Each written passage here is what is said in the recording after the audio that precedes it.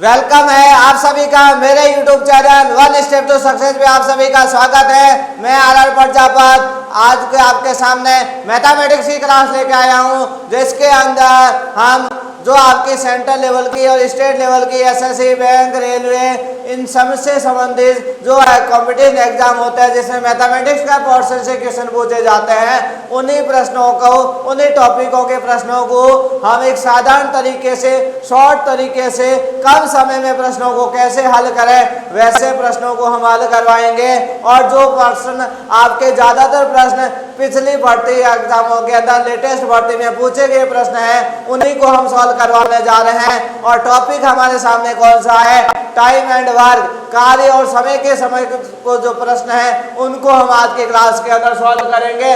तो आज के पहले प्रश्न की तरफ बढ़ते हैं। तो पहला प्रश्न हमें क्या कह रहा है कि चार व्यक्तियों ए, बी, सी और डी में एक कार्य को क्रमशः 2/3 घंटे, 3/4 घंटे, 4/5 घंटे और 1/5 घंटे में पूरा किया गया है।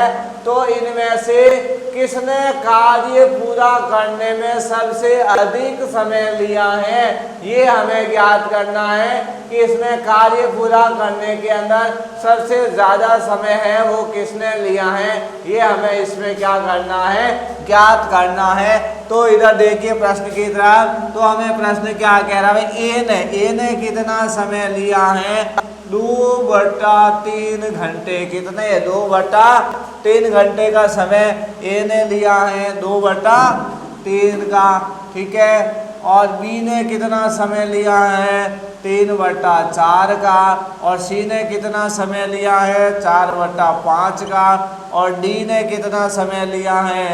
डी ने कितना समय लिया है? 1/5 समय लिया है, ठीक है। तो पहले इनका क्या कर लेते हैं भाई, ये अपने वहाँ हर में राशि कौन है? 3, 4, 5, इन सब का लसब कितना होता है भाई? 3, 4 और 5 का लसब कितना होता है? 60। कितना होता है? 60। तो इसको हम इन सबको 60 से क्या कर दे? गुणा कर देते हैं, तो हमारे पास एक्यूरेट वैल्यू आ जाएगी। 60 से क्या कर देते हैं? इसको गुणा कर देते हैं, ठीक है। तो 60 से गुणा करें, 3 का भाग 60 में कितनी बार गया? 20 बार। तो 2 × 20 कितने हो गए आपके पास? 40। 4 का भाग 60 में कितनी बार? 15 बार। 3 × 15 कितने हुए? 45। 5 का भाग 60 में कितनी बार गया? 12 बार। 4 × 12 कितने हुए? 48। 5 का भाग 60 में कितनी बार गया? 12 बार। 1 × 12 कितने हुए? 12, ठीक है। इस प्रश्न को, और प्रश्न हमें क्या पूछना है कि किसने कार्य पूरा करने में सबसे अधिक समय लिया है? तो सबसे ज़्यादा समय काम पूरा करने में, तो सबसे ज़्यादा समय किसका आ रहा है? सी का आ रहा है। तो सी ने इस कार्य को करने में ज़्यादा समय लिया है। और सी किस ऑप्शन में दे रखा है? सी ऑप्शन में सी दे रखा है, ठीक है। तो सी ने इस कार्य को पूर्ण करने में ज़्यादा समय लिया है। तो जब भी ऐसा प्रश्न पूछा जाता है, इसको आपको क्या करना, पहले उनका जो लसब है उससे उन सभी को क्या कर दीजिए, उन अनुपातों को गुणा कर दीजिए, फिर आपके पास एक एक्यूरेट आंसर तक आप पहुंच पाएंगे। अब हम अगले प्रश्न की तरफ बढ़ते हैं। पांचवा प्रश्न हमें क्या कह रहा है? ए किसी कार्य के 1/5 भाग को 12 दिन में पूरा कर सकता है। बी उसी कार्य के 20% भाग को 10 दिन में पूरा कर सकता है। सी उसी कार्य के 1/6 भाग को 8 दिन में पूरा कर सकता है। और डी उसी कार्य के 1/5 भाग को 12 दिन में पूरा कर सकता है। यदि चारों लोग कार्य को एक समय पर शुरू करते हैं तो कौन सबसे पहले कार्य को पूरा करेगा? प्रश्न काफी लेंथी है, लेकिन आपको प्रश्न के साइज को देख के डरना नहीं है। प्रश्न का सॉल्यूशन बहुत ही आसानी से हो जाएगा। कैसे होगा सॉल्यूशन, इसको अभी हम समझ लेते हैं। तो सबसे पहले ए है, कौन है आपके पास? ए का क्या बोला हमें? 1/5 भाग। कौन सा भाग? 1/5 भाग।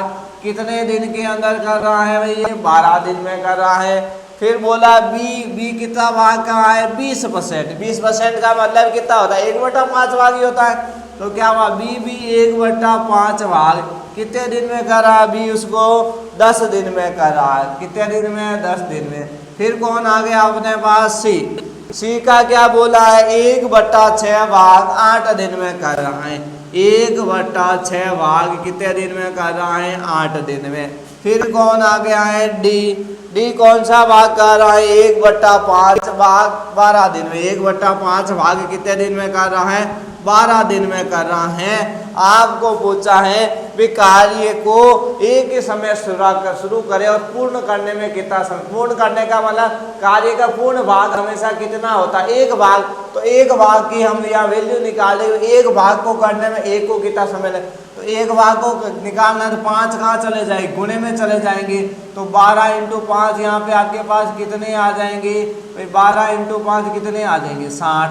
यहाँ निकालेंगे तो 5 × 10 कितने आ जाएंगे 50। ये 6 × 8 कितने हो जाएंगे 48। ये 5 × 12 कितने हो जाएंगे 60। मतलब ए को काम करने में 60 दिन लगेंगे, बी को पूरा काम करने में 50 दिन, सी को 48 दिन और डी को 60 दिन का समय लगेगा।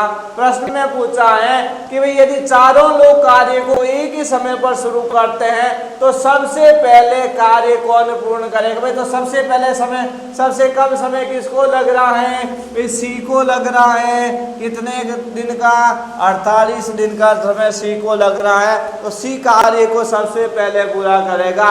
और सी कौन से ऑप्शन में दे रखा है बी ऑप्शन में। तो बी ऑप्शन यहाँ पे क्या हो जाएगा करेक्ट हो जाएगा। तो इस तरीके से कभी भी आपको क्वेश्चन जो दिए हुए हो उसकी लेंथ को देख के नहीं आप क्वेश्चन को सही तरीके से पढ़े। कार्य और समय का कैसा भी टॉपिक का क्वेश्चन होगा तो वो आप आराम से इसको क्वेश्चन को इस तरीके से कम समय के अंदर सॉल्व कर पाएंगे। तो आज की क्लास के अंदर हम इतने प्रश्नों को भी पढ़ेंगे। आपको आज की क्लास अच्छी तरीके से समझ में आई है तो आप इस चैनल को लाइक करें, शेयर करें, सब्सक्राइब करें, जिससे ज़्यादा से ज़्यादा साथी इस क्लास से लाभान्वित हो सके। तो इसीलिए आज की क्लास को हम यही एंड करते हैं। इससे रिलेटेड इस टॉपिक से रिलेटेड और क्वेश्चन हैं वो हम अगली क्लास में पढ़ेंगे। आज के लिए इतना ही।